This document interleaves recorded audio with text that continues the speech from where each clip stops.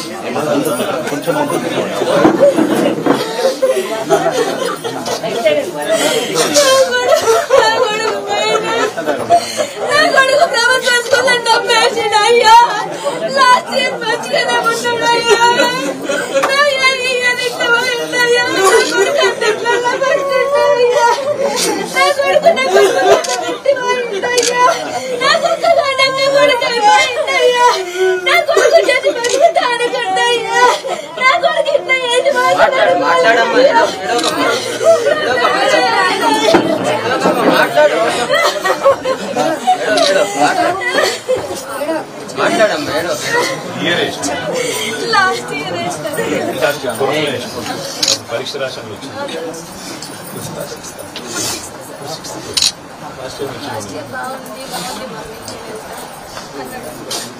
అసలు 10 days back ఏమైతే మాకు జస్ట్ వర్క్ అవుతుంది పంపించేస్తున్నాం కానీ తెలుసు వచ్చేసినాం 1 week నాకు మెసేజ్ వచ్చింది రమ్మని అంటే నేను పంపించాను సరే తర్వాత చిన్నగా తెలిసింది కానీ పిడిచి వచ్చింది అన్నారు సార్ బాగా వస్తుంది నా కొడుకు 2 రోజులైంది సార్ పోయి మంగళవారం పోయిండు శుక్రవారం కడుపు నొప్పినే కాల్ చేసింది సార్ సచిన శివాన్ని తీసుకొచ్చి అడేది నాకేం తెలియదు మొత్తం పచ్చబడిపోయిండు సార్ పాపని కూడా చెప్తలేరు నమ్మి వేస్తారు సార్ వాళ్ళే తల్లిదండ్రులు అనుకున్నారు ఇట్లా కడుపు కోత పెడతారు కానీ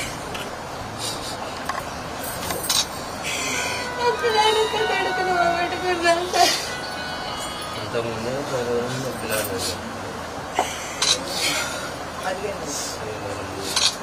కొడుకు ఎమ్మెల్యే గారు ఫోన్ చేసింది ఫోన్ చేసి నేను నమ్మదు స్కూల్లో పాములు ఉంటుంది వేరే ఆహారం ఏమైందా వేరేదైందా నేను అనుకుంటున్నాను తర్వాత తెలుసుకుంటే మొదటిసారిగా రెండో మీరు ఎక్కడ బయట ఉన్నారు సో మీరు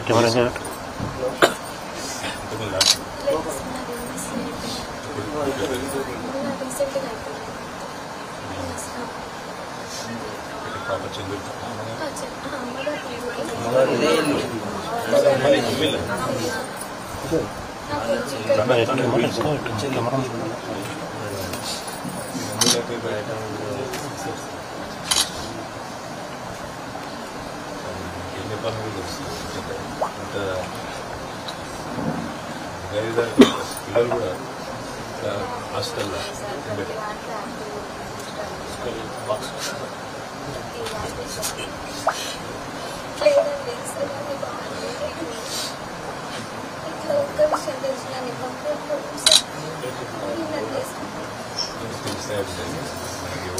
తెలిసే పిల్లలు విషయం అన్న చెప్పాలి కదా సార్ ఇంతమంది కడుపు పోతే ఎట్లా సార్ చెప్పు నా కొడుకు పోయిండు ఇంకా అంతమంది పిల్లల భవిష్యత్తు అక్కడ ఉంది సార్ ఎట్లా సార్ మీరు చెప్పారు అందరు వాళ్ళని నమ్మే వేసినాం కదా సార్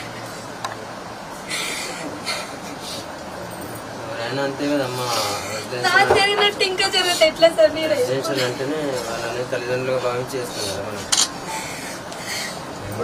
హాస్టల్లోనే చదువుకున్నాను ఇట్లా ప్లాన్ మీ తల్లిదండ్రులు అయ్యారు అందరి పిల్లలు చదువుతారు కదా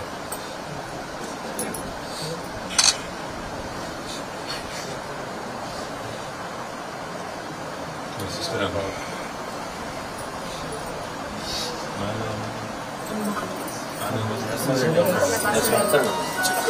ఎక్కడైనా వస్తుంది డిసైన్ చేస్తారు. ఏం చేస్తారు? మీరు ఎంఎస్సీ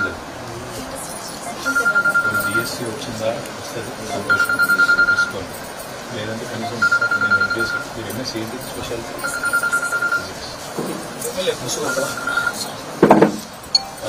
ఒకవేళ బిఎస్సీ వచ్చి వస్తుందని సంతోషం ఉంటుంది. కాకపోతే నేను ఇక్కడ ప్రైవేట్ నేను నేర్పిస్తాను.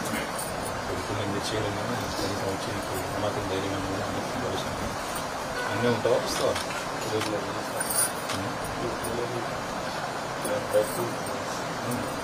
ఏందే అనుకోసం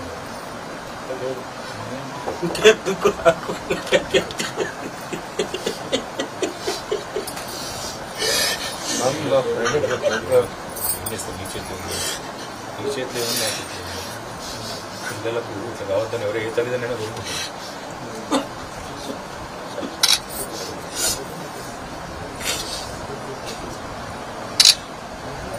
మీ కొడుకు వ్యాధిలో నేను ఒక ఆలోచన చేస్తున్నాను.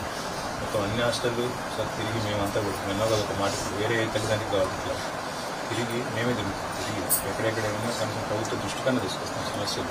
ఇంకెవరికి కావాలి వేరే రకంగా ఏమైనా అయితే వేరు కానీ అనారోగ్యం వేరు కానీ అన్యాయంగా నమ్మి తల్లిదండ్రులు నమ్మి ఆడేస్తే జరుగుతుంది. తల్లిదండ్రులకు మంచిది కాదు. ప్రభుత్వమే తల్లిదండ్రులకు ఉండాలి. ప్రభుత్వం హాస్టల్ చేసిన పని చేస్తుంది. కొడుకు కోసం నువ్వు అన్న మాట కోసం ఆ పని చేస్తుంది. వేరే వాళ్ళకి ఎవరికన్నా జరుగుతుంది. నువ్వు జరిగిన ఎదుర్కోగలుగుతున్నాను. మీ ఆరోగ్యం ఎంతమంది పిల్లలతో మీరేం చేస్తుంది బెటర్ ఇక్కడ మీరు ఎక్కడ బెటర్ హైదరాబాద్ మీకు ఆర్టిస్టులు ఉన్నారా?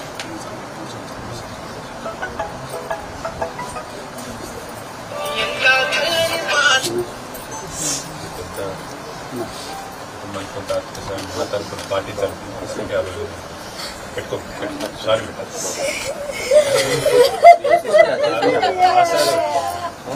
వేరే సారీ పెట్టు సారీ సారీ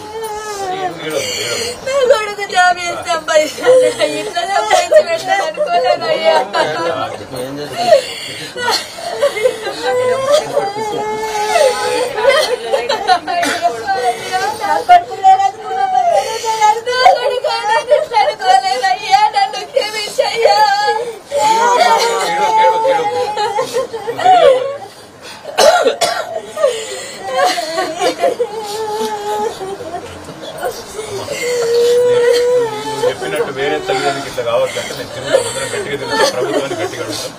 నువ్వు జర్రా ధైర్యం ఉండు, అమ్మ నాన్న కూడా పెద్దోళ్ళు ధైర్యం ఉండు. నువ్వు కూడా ఫోన్ ఇక్కడనే ఉంటా అంటే చెప్పు, నేను చూస్తాను.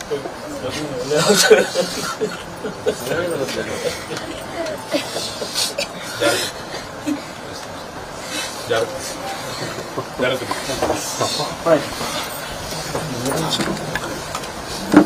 మీరు జాగ్రత్త.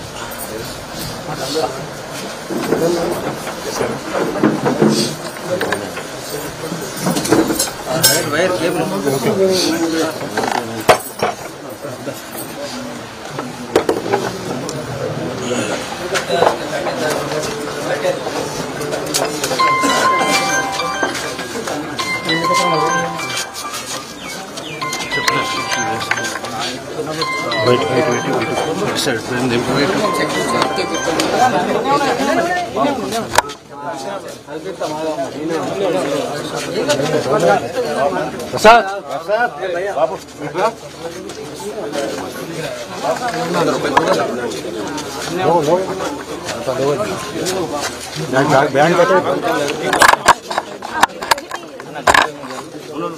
కొంచెం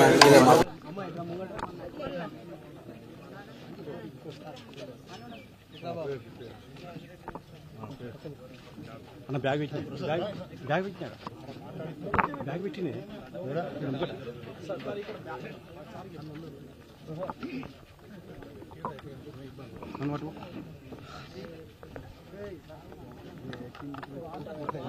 అన్న కొంచెం జరగండి అన్న జరిగి ఇక్కడ బ్యాగ్ బ్యాగ్ సార్ సార్ ఇక్కడ ఇక్కడ ఇక్కడ ఒక్క నిమిషం అన్న ఇట్రండి భయ జరగండి.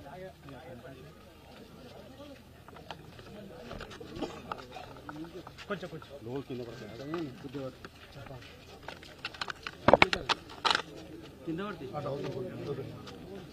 ఇంకా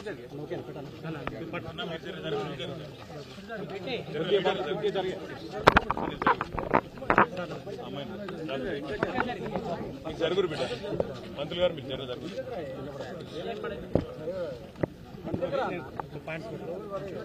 ప్రభుత్వానికి మీడియా సోదరులందరికీ నమస్కారం.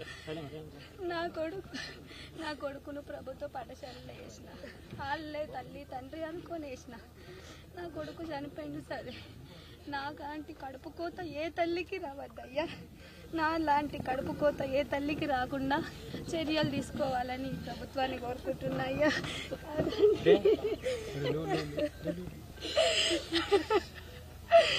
అయ్యో నా కొడుకు నువ్వు చచ్చి 10 మందిని బతికించయ్యా. నేను అదే కోరుకుంటున్నదా, నేను అదే కోరుకుంటున్నా. అదే అయ్యారు నా కొడుకు తరపున కంటే.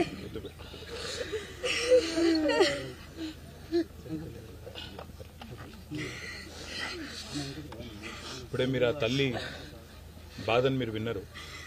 అనిరుద్ధ్ అనే చిన్నారి 6వ తరగతిలో మొన్ననే ఈ జూన్ మాసంలో అడుగుపెట్టి గత సంవత్సర కాలంగా కోరుట్ల ప్రభుత్వ పాఠశాలలో హాస్టల్లో చదువుతూ మరి దురదృష్టవశాత్తు నిజంగా కూడా అత్యంత బాధాకరమైన పరిస్థితుల్లో అక్కడ ఉండే అపరిశుభ్ర వాతావరణంలో చివరికి స్కూల్ ఆవరణలోకి పాములు రావడం వల్ల ఇవాళ ఒకరు కాదు 2 విద్యార్థులు మరణించి మరొక విద్యార్థి విషమ పరిస్థితిలో ఉన్న ఒక బాధాకరమైన దురదృష్టకరమైన పరిస్థితి ఈరోజు రాష్ట్రంలో ఎంతోమంది తల్లిదండ్రుల కడుపు కోత కారణమవుతా ఉంది. ఇక్కడ అనిరుద్ధు వారి తల్లిదండ్రులు వాళ్ళ గుండెల విషలాగా ఏడుస్తూ ఉన్నారు. వాళ్ళ తాత, వాళ్ళ అమ్మమ్మ అందరూ కూడా బాధపడతా ఉన్నారు.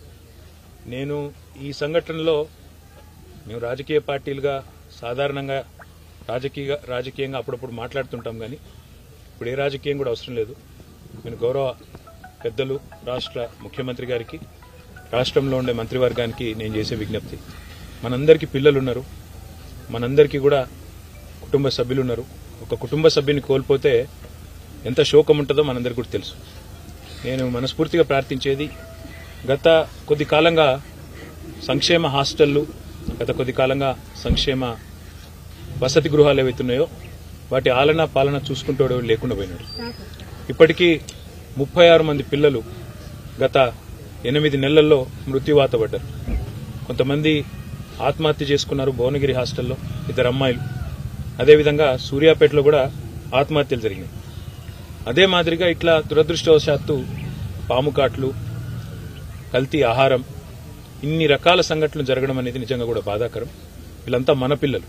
ఎందుకంటే ఒక తల్లి గాని తండ్రి గాని తన బిడ్డను ఒక హాస్టల్ వేస్తే ఏమనుకుంటుందంటే అక్కడ ఉండే టీచర్లు గాని అక్కడ ఉండే ప్రభుత్వ అధికారులు గాని తామే తల్లిదండ్రిగా వాళ్ళని కాపాడుకుంటారని అనుకునే నమ్ముతాం. అట్లాంటిది ఈరోజు సడన్ గా ఈ వార్త వచ్చి ఒక తల్లికి తండ్రికి మీ అబ్బాయి ఇక లేడు లేదా మీ పాప లేదు అంటే ఎంత గుండె కోతకు గురైతారో అందరం కూడా అర్థం చేసుకోగలుగుతాం. కేవలం చావులే కాదు, దాదాపు 500 మంది పిల్లలు హాస్పిటల్లో పడ్డారు. ఈ విషాహారం తినడం వల్ల, కల్తీ ఆహారం తినడం వల్ల, అక్కడ ఉండే భోజనం నాణ్యత లేకపోవడం వల్ల.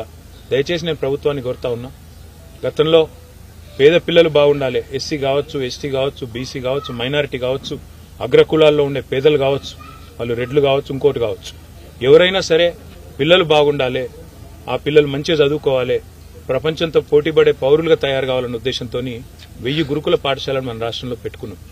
వాటిని జూనియర్ కాలేజీలుగా అప్గ్రేడ్ చేసుకున్నాం.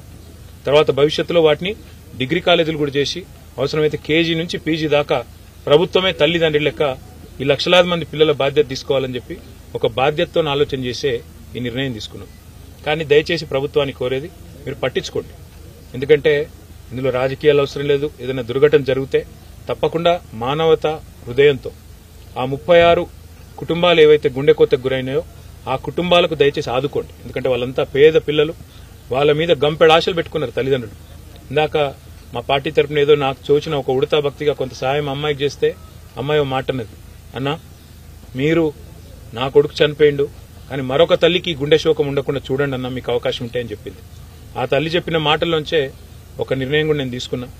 మా పార్టీ తరపున పెద్దలు ఆర్ఎస్ ప్రవీణ్ కుమార్ గారు గతంలో అడిషనల్ డైరెక్టర్ జనరల్ గా ఈ గురుకులాలకు సెక్రటరీగా కూడా వారు పనిచేస్తున్నారు.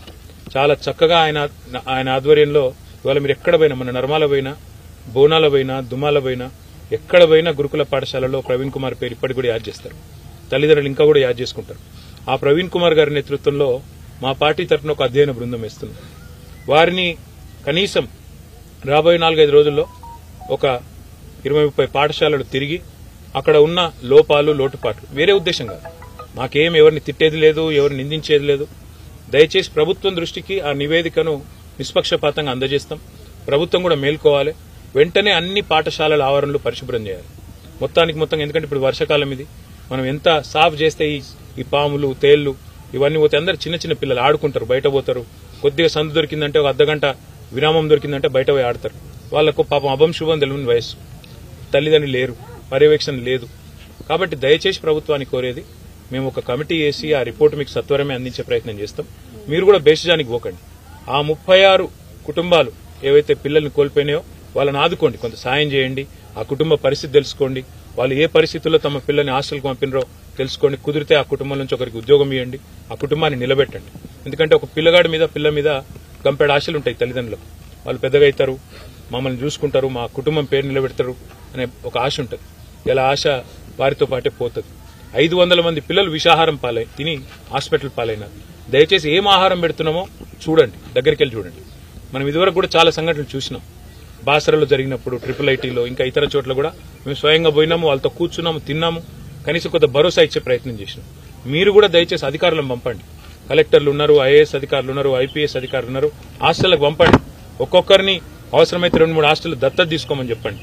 వాళ్ళు కనీసం వారంలో ఒక రోజు సర్ప్రైజ్ గా పోయి తినాలని చెప్పండి. అట్లా చెప్పినట్టయితే ఏమైందంటే పిల్లల ఆహారం విషయంలో ఎవరైనా పిచ్చి పిచ్చి చేస్తుంటే వాళ్ళు కూడా ఒళ్ళు దగ్గర పెట్టుకుని ప్రవర్తించే అవకాశం ఉంటుంది. దయచేసి మళ్ళొక్కసారి రిక్వెస్ట్ చేస్తా ఉన్నా, మీరు ప్రతి పాఠశాల ఆవరణ ఈజీఎస్ నిధులతో చేస్తారా, దేంతో చేస్తారా మీ ఇష్టం. మొదలు ఆవరణలన్నీ సాఫ్ చేయించండి. ఈ పాములు, తేళ్లు, ఇంకా ఇతరత్ర ఏమన్నా ఇబ్బందికరమైన పరిస్థితులు, ఆడాడ తెలియకుండా ఏమైనా బాటిల్ వలిగి ఉన్నా ఇంకోటైనా పిల్లలకు రకరకాలుగా ఇబ్బందులు తలెత్తే ప్రమాదం ఉంటుంది. ఈ పిల్లలు మన పిల్లలు. ఈ ప్రభుత్వ హాస్టళ్లలో చదువుతున్న 6.5 లక్షల మంది బిడ్డలకు ప్రభుత్వమే తల్లి, తండ్రిగా ఉండాలి. ఖచ్చితంగా ప్రభుత్వమే బాధ్యత తీసుకోవాలి. మిమ్మల్ని నమ్మి మీ దగ్గర పిల్లల్ని పెడితే ఈ కడుపు శోకం మిగిల్చే పరిస్థితి ఏదైతున్నదో ఈ పరిస్థితి వెంటనే పోవాలని చెప్పి నేను రాష్ట్ర ప్రభుత్వాన్ని, చీఫ్ సెక్రటరీ గారిని, రాష్ట్ర ముఖ్యమంత్రి గారిని కోరుతూ మా పార్టీ తరఫున పెద్దలు ఆర్ఎస్ ప్రవీణ్ కుమార్ గారి నేతృత్వంలో ఒక కమిటీ వేసి ఆ కమిటీ ద్వారా కూడా కొన్ని సూచనలు చేస్తాం, నిర్మాణాత్మకమైన సూచనలు. నేను ఎవ్వరి మీద కూడా విమర్శ చేయదలుచుకోలేదు. కేవలం ప్రభుత్వం ఈ బాధాకరమైన పరిస్థితిని మాత్రం గమనించి వెంటనే ఈ ఇబ్బందికరమైన పరిస్థితి అవుతుందో దీన్ని తొలగించే ప్రయత్నం చేయాలని చెప్పి నేను ప్రభుత్వాన్ని హృదయపూర్వకంగా కోరుతూ, పాత్రికేయ మిత్రులకు కూడా ఒక ప్రార్థన, దయచేసి ఎక్కడన్నా మన నియోజకవర్గంలో కావచ్చు, మన జిల్లాలో కావచ్చు, ఎక్కడన్నా ఇట్లాంటి సమస్యలుంటే ఇందులో కూడా బేసిజమే అవసరం లేదు. మీరు వెంటనే గౌరవ ఎమ్మెల్యే ఉంటే ఎమ్మెల్యే, అక్కడ ఉండే స్థానిక అధికారులు, కలెక్టర్ ఉంటే కలెక్టర్, ఆర్డీఓ ఉంటే ఆర్డీఓ, వారి దృష్టికి తీసుకురండి. మీ పేపర్లో రాసే ముందే చెప్పండి.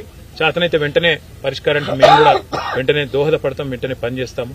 లేని పక్షంలో ప్రభుత్వ దృష్టి కన్నా మీరు రాతపూర్వకంగా తీసుకురండి, తద్వారా పిల్లలకు లాభం జరుగుతుంది. ధన్యవాదాలు. సారీ.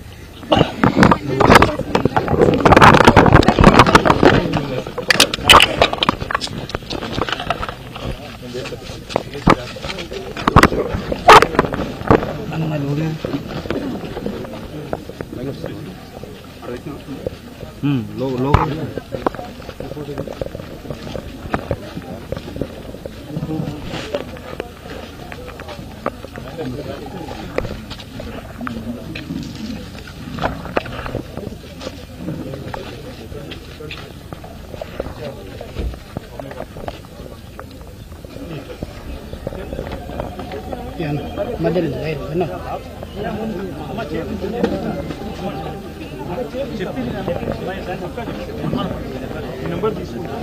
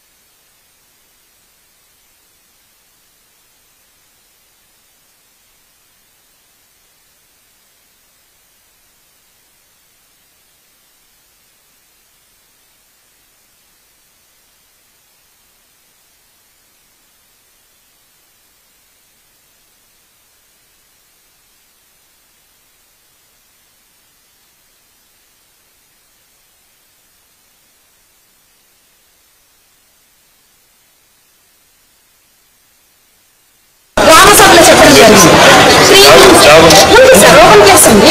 అక్కడ ఆప్షన్స్ బాగానే ఉంది, ఓపెన్ ప్లేస్ ఉంది. గ్రౌండ్ లెవెలింగ్ కావాలి సార్. గ్రౌండ్ లెవెలింగ్ ఒకటి, 3 అడిషనల్ పండించండి.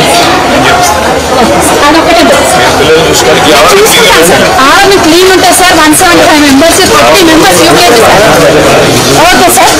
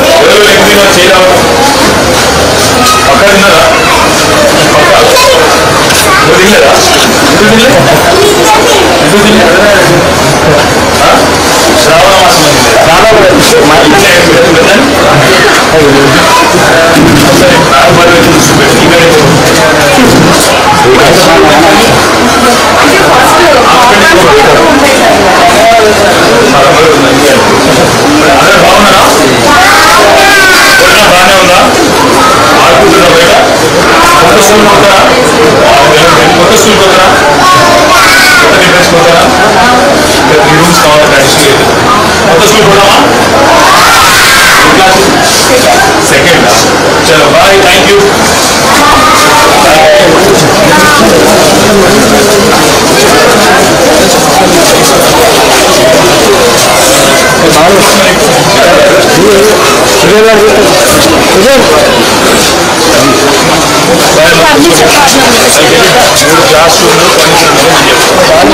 Ground level sir.